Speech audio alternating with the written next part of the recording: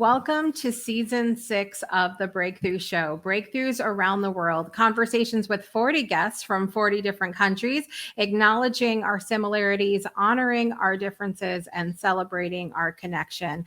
I'm your host, Jessica Dugas, the creator of the Breakthrough Show Network. For season 6, episode 16, I'm very excited about virtually traveling with you to a country that has a very special place in my heart. I've shared on previous episodes that I have had an incredible experience tracing back my lineage, working on genealogy for my family, and knowing that a good majority of my mom's side of the family came from Italy. So I'm thrilled to be virtually visiting Italy with all of you today and our amazing guest. She is a teacher.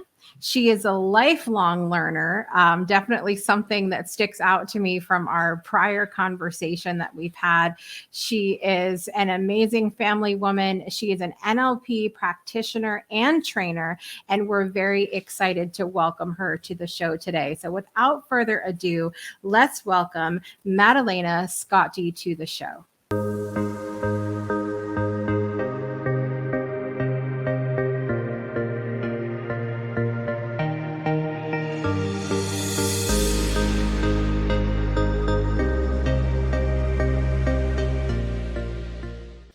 Welcome, Maddalena.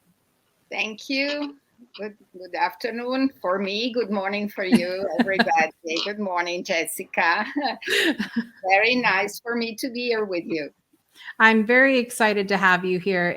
I knew from the very beginning, obviously there are many more than 40 countries in the world, but when I said, we're going to cover 40 countries because that's typically how many episodes we have in a season, I knew that Italy was the top of the list for me of a country we had to virtually visit together. So I'm thrilled that you're going to share a little bit about your experience in Italy with us today. You're in Milan, correct?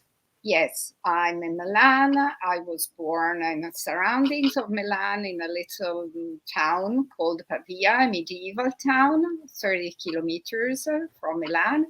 But I've been living in Milan, I would say, all my life longer. Traveling here and there, but yes, my hometown is Milan. That I love it. I love. I love it. Well, let's start out with you sharing with us what you love most about your country of Italy. Oh, what I love most is for sure our taste for beauty. So we are fashionable, so we are very fashion conscious. This is what the world knows about Italy and Italian people. But I think this is really part of our culture. If you travel around Italy, the landscapes are so beautiful, and people really care about looking good and making their environment looking good. Then, of course, in big cities like Milan, we have parts of the city that are not so beautiful. But generally, Italian people have a taste for beauty, and they look for beauty. And I think the place where we live, it's easy for us, no, because if you may come to Italy sooner or later, you will see that if you travel, but not so far, maybe 500 kilometers, you will see different landscapes. And so with really different people and small countries, small towns with long traditions. And so this is nice. So living in Milan, we are closer to the hills, to the mountains, to the lakes, wonderful lakes, and to the sea. And in 2 hours, you can reach so many different places with really different traditions. But even the houses, the little towns are built in different ways.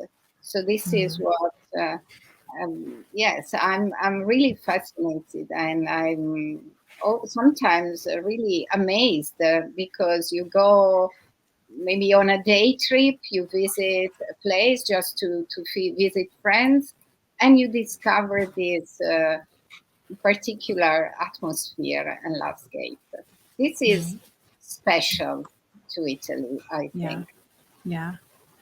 And yes, our traditions and our art, because you can really discover precious treasures, even in, for example, very little churches or chapels.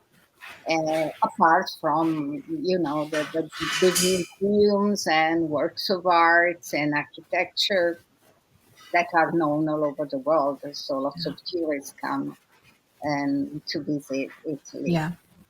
I want to ask you a little bit about family dynamic, because here, when growing up in New England, we have a lot of Italians. And the Italians where I grew up are very big, very loud, very family oriented. You have a lot of, it's kind of a joke that the Italian boys will live with their moms till they're in their 30s, that kind of thing. And so we see kind of that's something that I really miss. We would always be at my granny's every Sunday for a big pasta dinner, and all the family and all of the craziness. But what is the family dynamic like actually in Italy? We still have this dynamic, so we really feel family ties, and this is more present now, maybe in the countryside or in the southern parts of Italy, but it's still here. Okay, I'm really close to my parents, and my children are close to me. But now um, we are a bit scattered around. For example, my children, my daughter has lived abroad for some time now. She's in Milan because she works here for an international company. But my son Sebastiano has lived in Vienna for some time now, is in Germany. So people then travel. So the family are not as close as they used to be. But for sure, we love to get together. And it's a great time for us to be together. And when we are together, it's true, we are kind of loud. And yeah, no, we are loud. We are loud. We like my. I'm not the typical Italian mom. Yeah. Uh, I've traveled around Europe because since I studied foreign languages, so that gave me the opportunity to be abroad. And it was not as common as it is today. Since I'm 60 now, young people travel more than we used to do in the past. And so I kind of absorbed maybe the British culture and a bit of the German culture. So I'm not the typical Italian mom. So I'm not the one who invites their children and cook pasta or pasta al forno, lasagna. Yeah. Well, I'm a good cook, but I prefer to do something else. Yeah. Um, so maybe I'm not the specimen, okay? But still, even if I'm not like this, we like to be together. For example, in my family, we meet, of course, at religious festivities like Christmas or the patron saints, or even on occasions, birthdays. So we try to stick together at least on those occasions. And we like to play. We love to play cards, play games. For example, on Christmas Day, we meet in the morning. Everybody brings something. We cook together. Then we stay together, and we eat and play and laugh and sing and stay there until the end of the day. So yes, these family ties are important, and I think this is a side, an aspect of the Italian culture that's precious. Yeah. Um, because I want to share this experience of mine. I had my children when I was very young. Matilda was born when I was 23. And my mom had 5, they were 5. So she had 4 sisters. Okay. I was the Wow. first niece to give birth to a new baby in the family. Mhm. And I remember my experience during my pregnancy and also very close to the labor. It was really a family matter, but a women's matter, okay, in a family.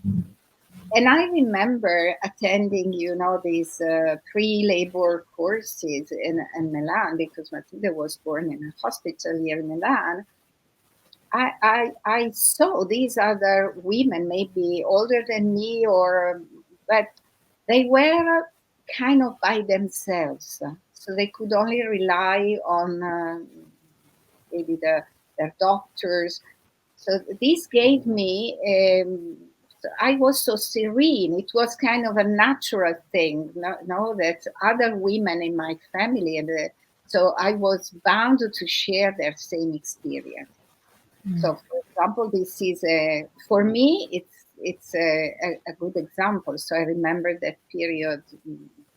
Uh, yes, all the memories are good around Yeah. in my heart. A couple of my aunts are passed away, so I'm not here anymore, but they are still. And in other occasions, for example, life is not super easy now in Italy. Apart due to the international situation, things are getting a bit worse. But in the last period, some economic problems and young people not able to find good jobs. Uh, Having the family support is good, and this is Yeah. the bright side, But then there is the dark side. Sometimes these family ties are kind of a burden, or they partly protect you, but sometimes they stop you from doing things by yourself. Right. I think that we are maybe so that the family, and now that the family is just 2 parents and a kid. So the average family, that the natality birth rate in Italy is very low. Mm. I see that as something positive, because kids, or I mean teenagers, are not going to stay within their family, living with their parents as long as they used to do in the past. So they get closer to the European and also American young people. So they can go. I think that uh, learning art and getting to know the world, it's something you have to do by yourself very young. You Yeah. understand what I mean? Then when you get adult, you have lots of ties and commitments, your duties. You have to Yeah. understand. So this is, it's a balance. But for Yeah. sure, this part of our culture that I hope will stay a bit milder than before, but I hope it will stay Yeah. also for the future generation. Yeah. I agree. I agree. I think even further, we've been talking on this series about what are things that we can adopt from other cultures that are maybe something we want to do in our own lives. But I think throughout this journey, a lot of the conversation and the realization is even just going back and adopting some of those things within our own culture and appreciating things that maybe we didn't appreciate as much when we were younger. I have to bring this up before we finish this particular segment. I would literally be 600 pounds if I lived in a country that had cannolis everywhere. Cannolis are my favorite thing on the planet. And I will tell you that my family and I have been vegan since 2017. And I have perfected the vegan cannoli. Let me tell you, I'm so proud of myself. But I don't make them often because they are labor intensive, as you know. So, but talk to me a little bit about the food, Maddalena, because Italian food is unmatched. It is wonderful. Yeah. And it is wonderful. And as I was telling you before, you can think about ravioli. No, you know ravioli. So you can find different raviolis in different little towns, maybe 20 kilometers apart. So the same type of pasta or the same type of risotto, because here I'm in the area of risotto, right, is different. Not to speak about cakes and food is absolutely wonderful. And again, this is something I hope that will stay and will remain in our culture. So this comfort food. So I've got recipes that I learned from my grandma and my mom and my children. When they cook special dinner or special lunch, they rely on these recipes. But you can eat very well everywhere in Italy. And And this is all we're going to say about this. Otherwise, I'm going to have to get up and eat. I'm going to have to take a break to have a snack. We're making lasagna for dinner tonight. So wow, fantastic. I had to celebrate our Italy interview. I said, we're having lasagna tonight. And I think this is also, goes back to what I said at the beginning, so that we have this taste for beauty and also this taste for beautiful food. So even the colors, the way we present the food, the love that we put when we prepare food. I think this is really part of our culture. Yeah, absolutely.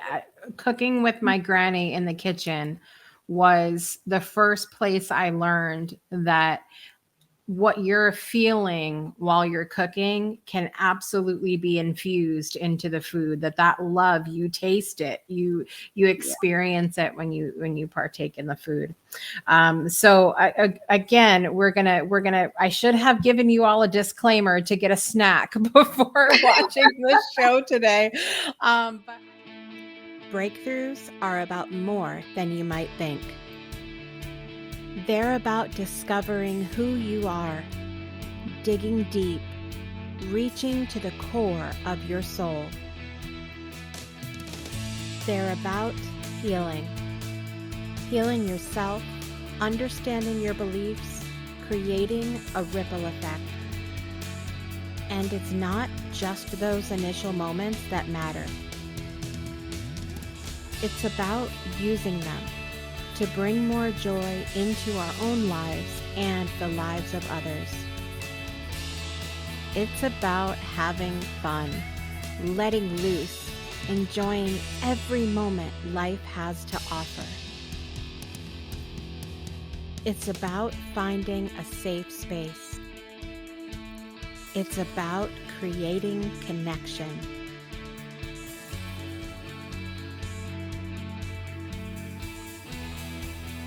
Join us each and every day for exclusive programming, special events, and a community to call home,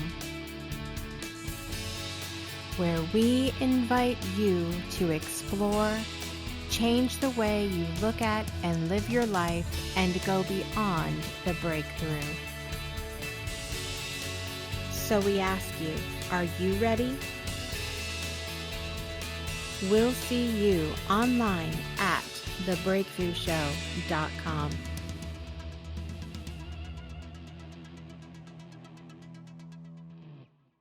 But I'm really excited to get into a little bit of your story as well. I shared that you're a lifelong learner and that you are an NLP practitioner and trainer. How did you get into that work of NLP? What interests you about the world of NLP? Actually, I bumped into NLP by chance. It was a period of my life. I was fighting against these terrible headache episodes that were really stopping me from doing things. And so I started to think about what is my body telling me.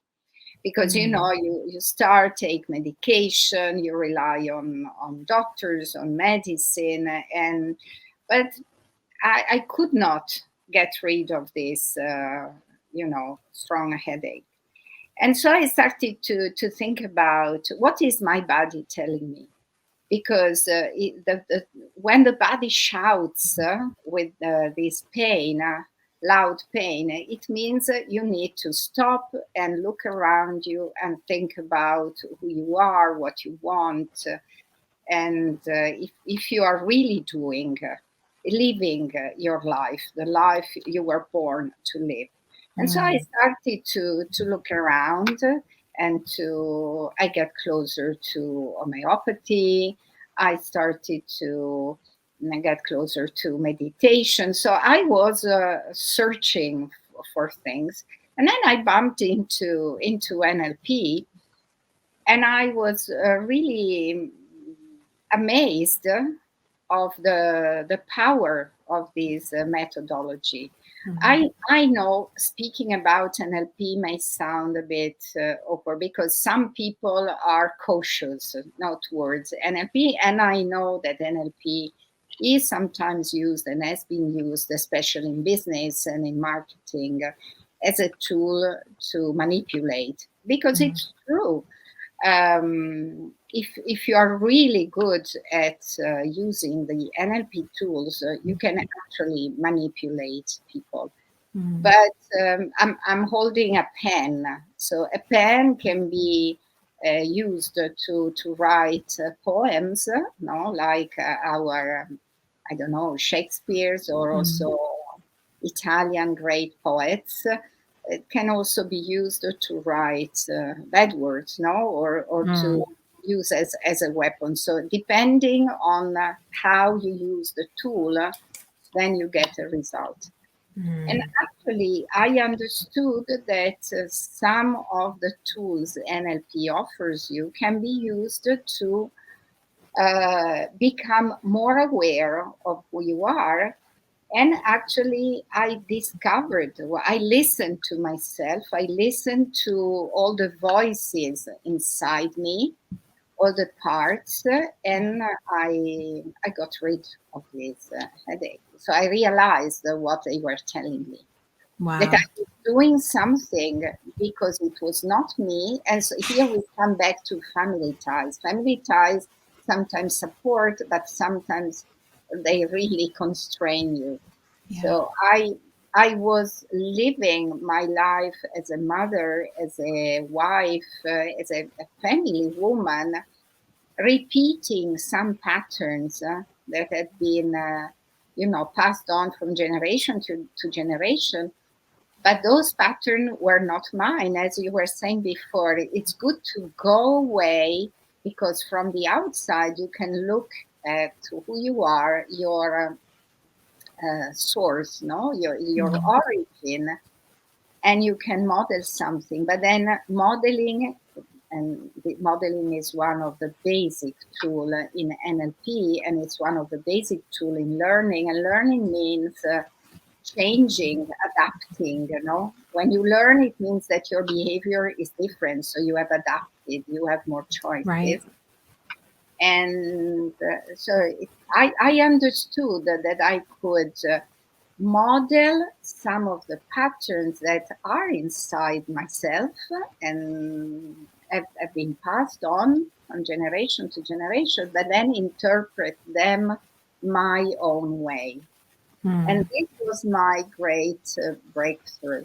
And from that time onwards, I've been on my learning path, as you said. At that time, I was working as a teacher, so I started to to learn NLP, to use NLP. So I first used it in my teaching environment, to teach to teachers.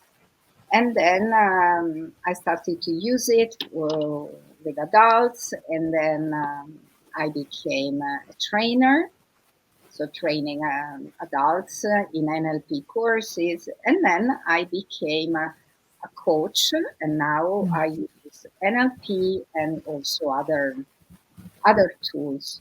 For example, another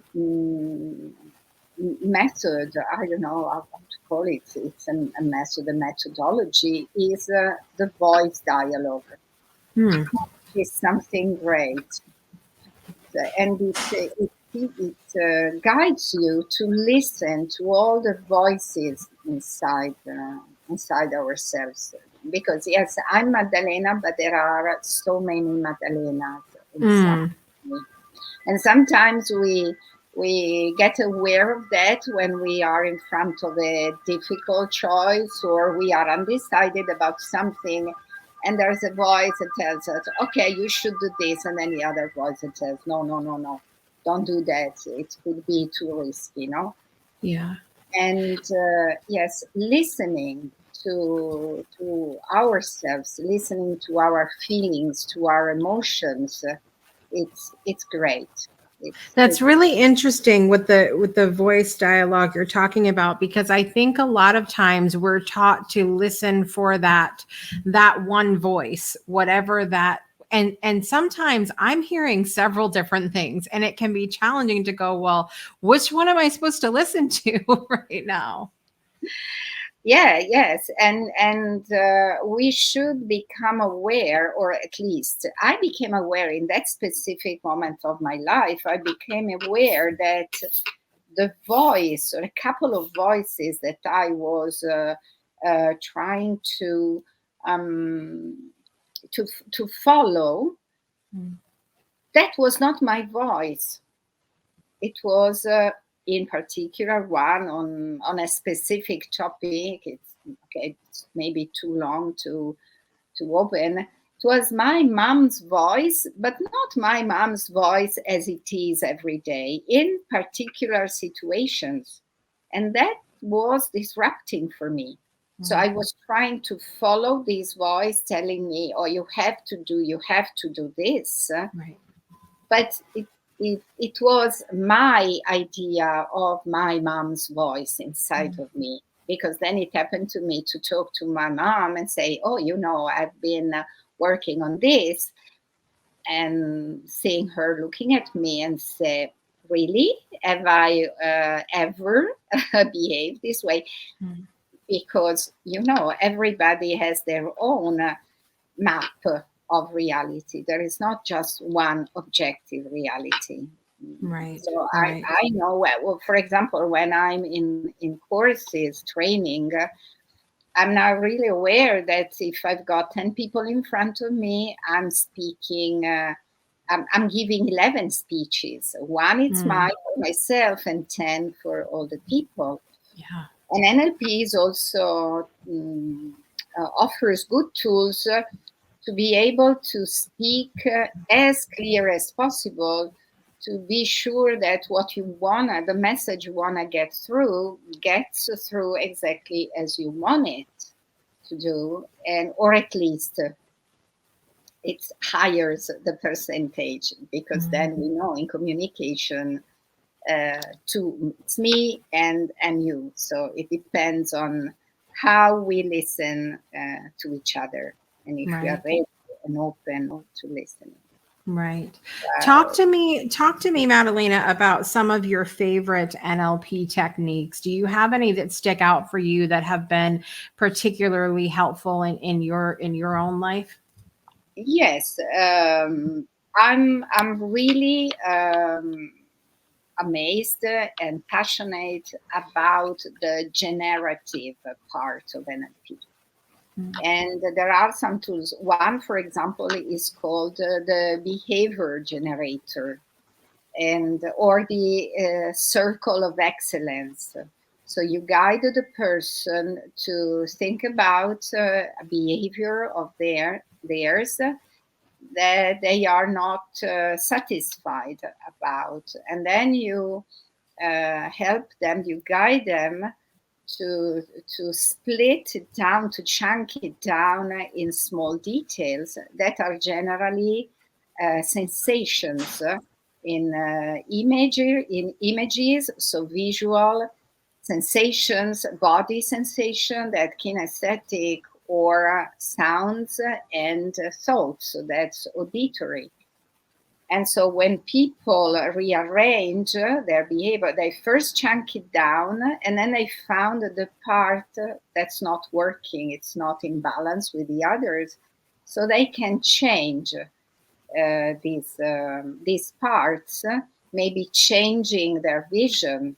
Sometimes you ask a person, I was coaching a guy 2 days ago, and he was talking about his anxiety. He's a young adult, is going to give very important exams at the university. He was talking about his anxiety, and since he described his anxiety very visually, so I asked him, "But what's the color?"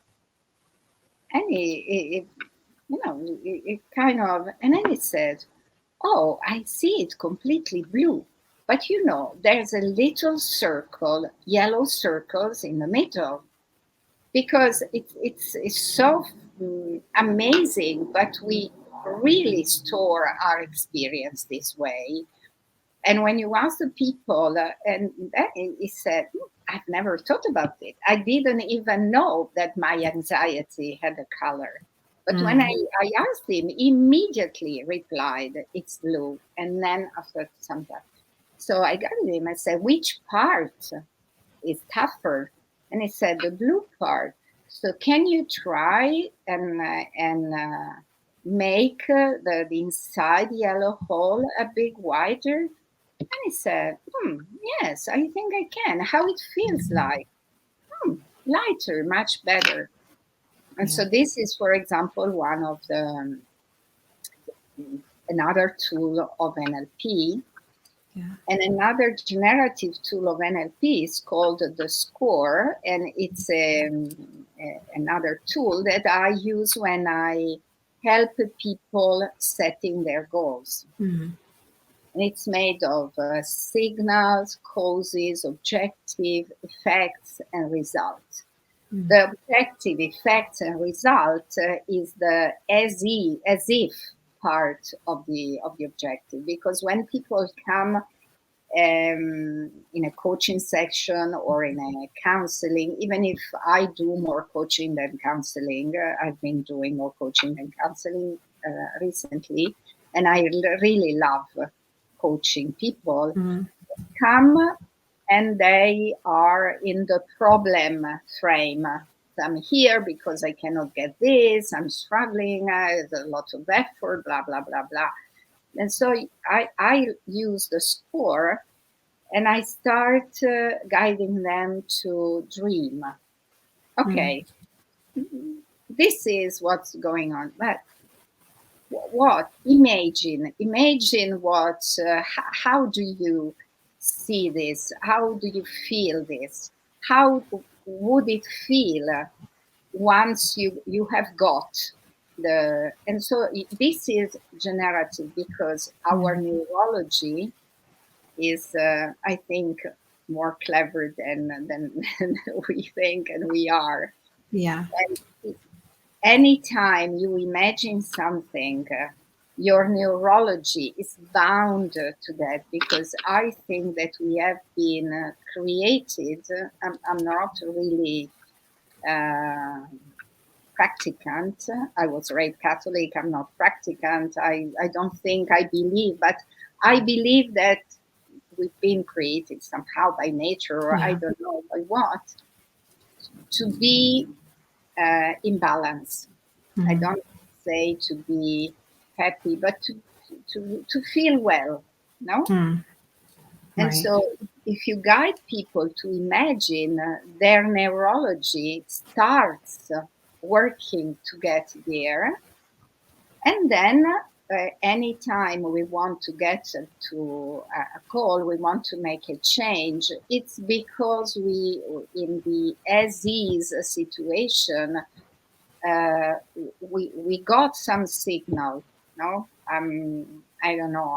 I love playing golf. From time to time, I cannot putt very well. What's the signal? Okay, I'm not gripping the putter, so I go back to my trainer, to my coach, and I say, "Hey, can you please help me to put my hands in the correct?" And this is the part that brings the people back, let me say, to reality.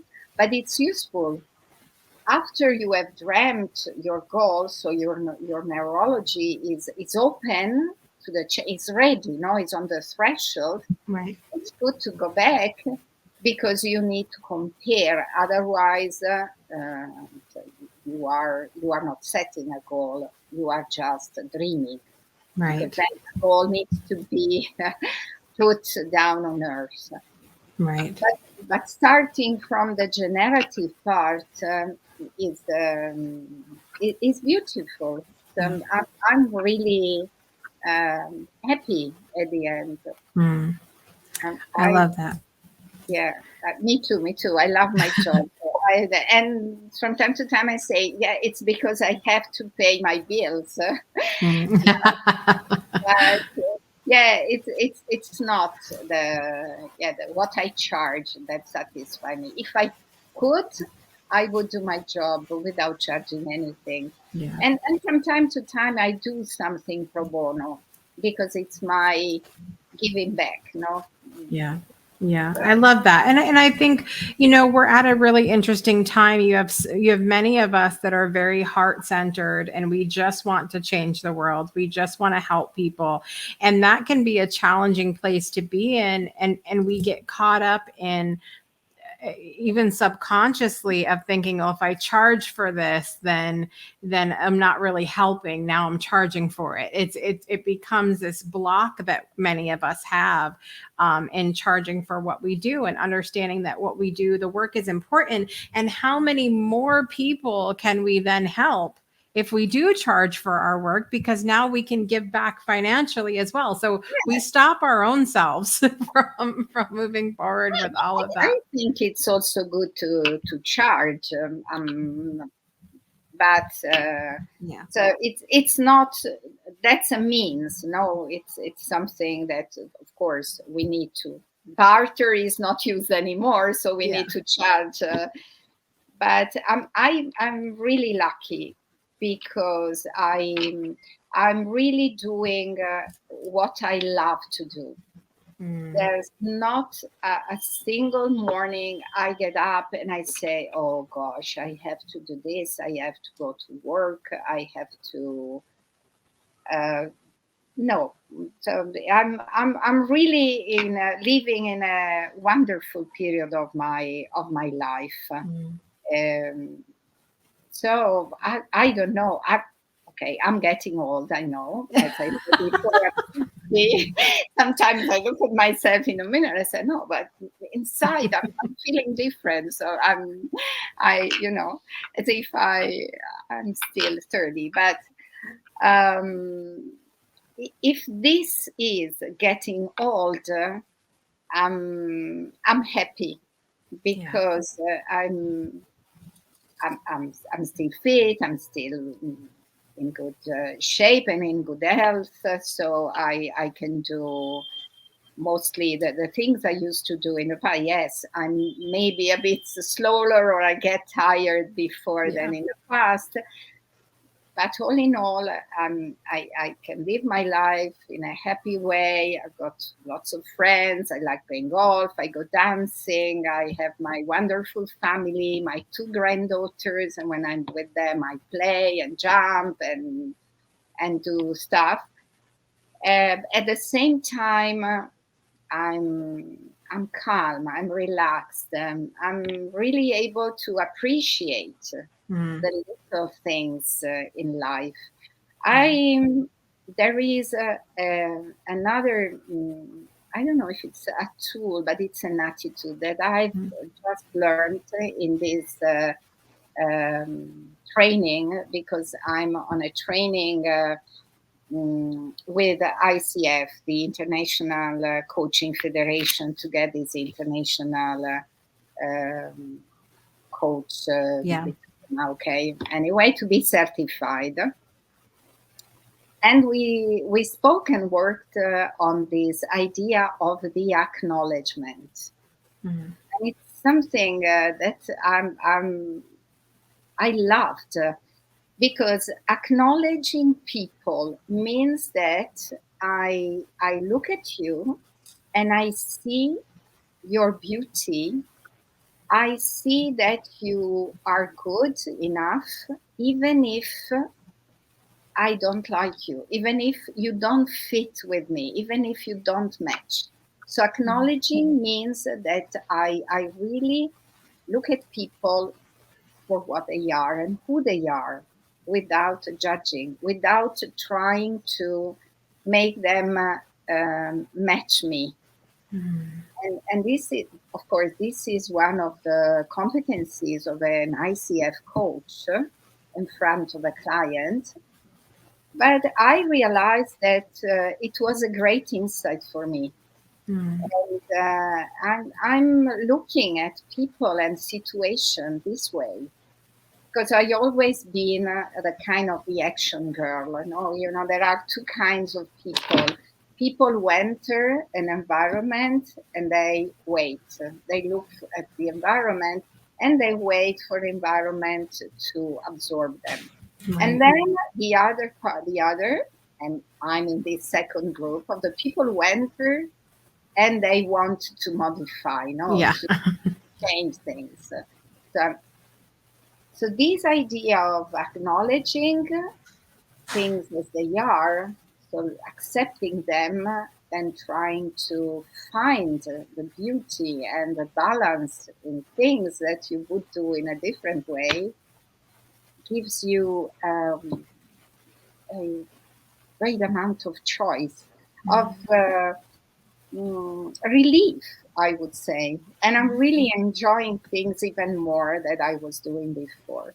And yeah, so I'm really happy to share these feelings of mine with you. Thank you for sharing that. I think that acknowledgement piece is such a huge part of personal development. I also can resonate with I'm the fixer. Give me a problem and I will fix it. Give me the situation. I want to figure it out. And sometimes it has been challenging for me throughout my life to stay present in the moment and appreciate and acknowledge and enjoy even in the moment, because I'm so determined to just fix it and make it better, whether it's a person, a place, a situation, anything like that. And so that that's a huge, huge kind of, obviously personal development is not an arrival. It's continually choosing to work on ourselves. But I feel like if we can grasp that acknowledgement piece and just know that we don't have to make everything fit like a puzzle. Sometimes it's just about looking at things. That's a huge part. And I thank you so much for sharing about that. As you said, being present, that's empathy, no? So I'm here with you. Yep. I'm doing nothing, just accepting that you are not feeling fine. Yeah. So this is, So good. So good. Well,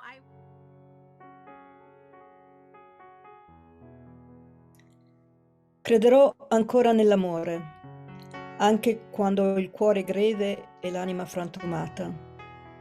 Crederò ancora nell'amore, perché il mondo è dilaniato, non solo il mio piccolo paese dove vivo quasi al sicuro, dove vivo piuttosto bene, ma l'intero mondo, ogni giorno. Crederò ancora nell'amore, perché abbiamo bisogno di più luce, non di altri morti, non di più potere, non di nuove bombe. Crederò ancora nell'amore, così che i bambini crescano al sicuro, così che i nostri amici trovino rifugio, così che le frontiere si aprano. Crederò ancora nell'amore, anche quando ho il cuore greve e l'anima frantumata. So good. Well, I want to get to our 10 quick questions that we've been asking everybody and have some fun with you for a few minutes. Are you ready? Yeah, I am. Okay. All right. Number 1, what is your morning beverage of choice? Oh, that's tea. Tea. Very good. Just plain tea, or you like herbal tea? What kind of tea? I like breakfast tea, very dark, no sugar, no lemon, milk. But Milk. very All right. dark, as dark as coffee.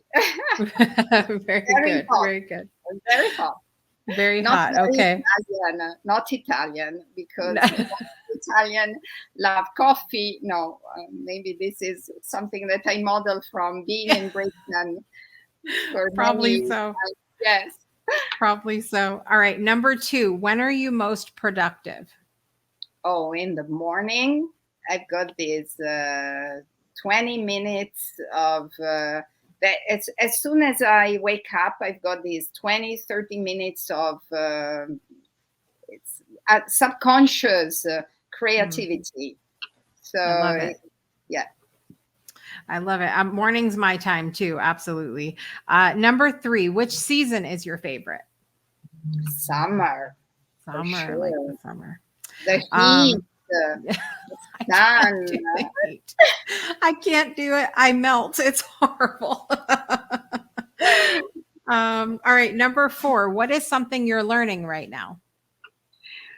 I'm learning to be present, as I was saying before, and I'm really focused on practicing that. So every time I see something, as you was saying before, and my first impulse is to fix it, no, I stop and say, okay, let things go. Yeah. Yeah. All right. Number 5, what were your best and worst subjects in school? Oh, my best subject was physics. I loved physics. Yes, Wow. maths and physics. My worst was drawing, the technical drawing, with it. So I was absolutely. And even now, when I try to make, the borders of my pants, I measure many times. One is long and one is short. So that's absolutely no. I love it. The saying, don't judge an elephant from the way he climbs a tree. Yes, the elephant climbing the tree. In that case, but I'm very good to do doing other things. Oh, so good. So good. All right. Number 6, what scares you? Actually, I don't know. This is a kind of a problem for me because I have no fears of anything. No, but it's true. Maybe what scares me is to live in a place with snakes. Yeah. That's not snakes or no. No. And there's snakes here. There's snakes where I live right now. Really. Yeah, that's really something that I know about some places in Australia and there are places in. So, okay, I want to be there. I don't want to be there. No. Yes, you guys heard about the snakes last week from Nicole being on the show because we had Nicole last week from Australia. So we talked about the snakes and the spiders and things that most of us don't want to experience. But she assured us that the entire country isn't overrun with snakes. Okay. She made sure we knew that. Number 7, have you ever been in love? Oh, yes, many times in my life, for sure. I love it. I love it. Number 8, what inspires you? What inspires me? People who are what they are. It's difficult to explain because it's more a feeling. Mm. Sometimes I'm in love with people, so I'm really, so even when I travel, I'm on the underground on a train. I love to watch people. And I'm inspired by people that are immediately present and open, and they really are who they are. They do not pretend. I'm inspired by these kind of people. And you can find these Authenticity. kind of people, yes, authentic people. Thank you for suggesting. And it's not a matter of culture, it's not a matter of education, of positions in companies. You can find these kind of people everywhere if you're open to feel them and to connect with them. Right, right. Number 9, how do you enjoy your downtime or your free time? Sometimes doing nothing, absolutely nothing. So no, I love to go out.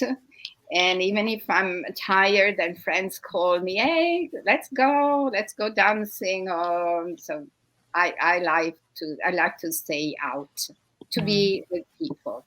Then I like playing golf. I go to the swimming pool. I love to stay with my granddaughters.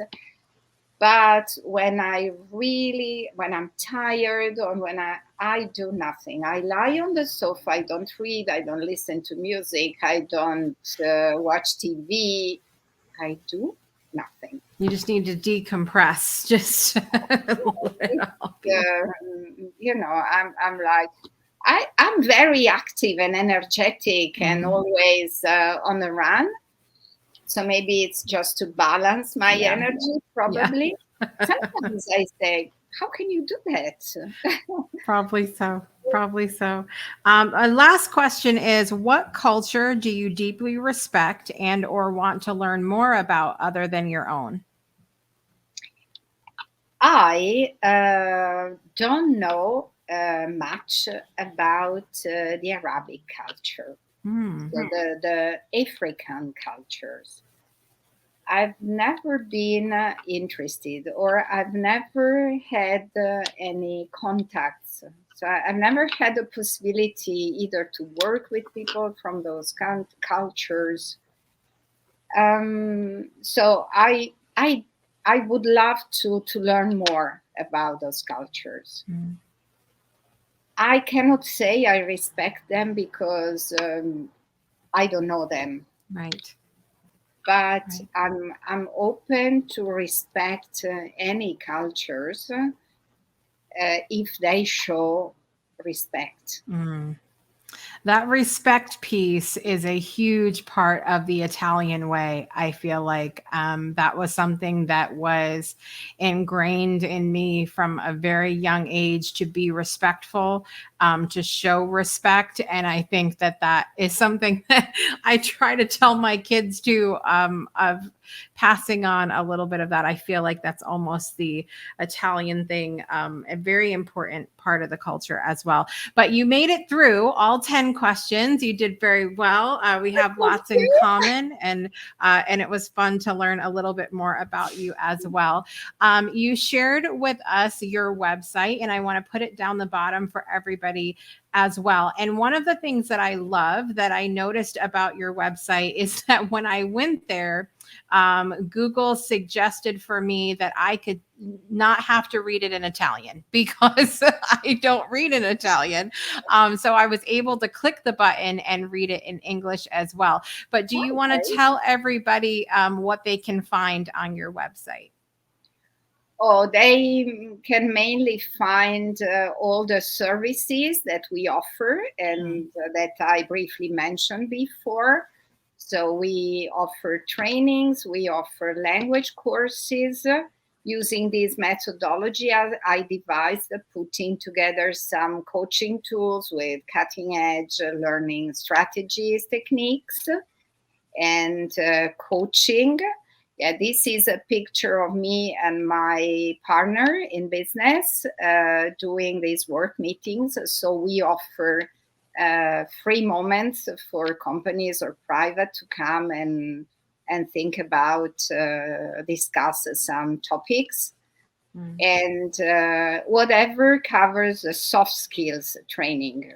So this is what they find on my website. Very good. Very good. So everybody can go visit them. LDM. You're gonna have to say it for me. Formazione. My Italian is lacking. I actually took when I was in high school. I took voice lessons, and I love to sing. And I took lessons in Italian opera. That was my focus at the time. And so that's the only lesson in Italian that I've had. So I can sing in Italian, but don't ask me to read it or speak it. It's horrible. That's about it, though. So if you come to Italy, you come to Milan, you call me, and I will take you around, and I will book a ticket, and we go to La Scala. That's fantastic. So if you love the opera, being at La Scala is, gives you goosebumps. That would be amazing. That would be amazing. The music, the food, the culture. I can't wait to go over there. It's on my list to go to Italy one day. And then I especially want to go to Sicily, where my family is from, and do a little bit of searching around there, because it's challenging when you're doing genealogy work, when it goes overseas, because then the records are so few that it's hard to find out where did they come from before this. So one day I'll make it over there. But Maddalena, it's been so nice having you here today. I appreciate you sharing your story. Nice to be here with you. I'm going to Sicily in 3 weeks, so I'm gonna send you some pictures. Okay? Please do. I will be thrilled. Apparently we have a very, very distant family member of ours that I don't know them, but apparently they have a bake shop in Sicily, and they have cannolis, of course. Oh, yes, for sure.